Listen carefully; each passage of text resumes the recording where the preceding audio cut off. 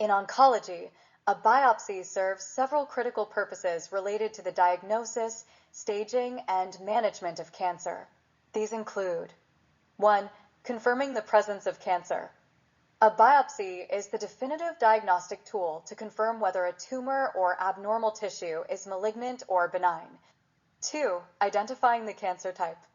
Biopsy results provide detailed information about the type of cancer, e.g., carcinoma, sarcoma, lymphoma, which is essential for choosing an effective treatment plan.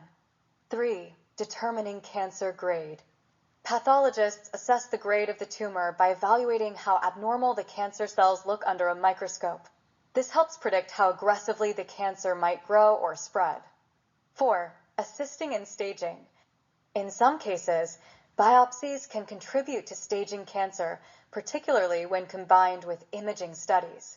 This helps determine how far the cancer has spread. 5. Guiding treatment decisions. The molecular and genetic analysis of biopsy tissue can reveal specific biomarkers or mutations. These findings guide the selection of targeted therapies, immunotherapies, or chemotherapy.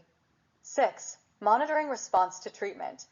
Repeat biopsies may be performed to assess the effectiveness of treatments or to study changes in the tumor over time.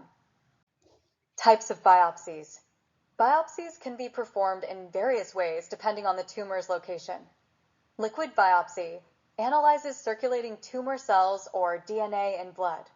Needle biopsy removes cells, small tissue samples, or fluid followed by examination under a microscope. Fine needle aspiration biopsy use a thin needle to drain fluid or to remove cells.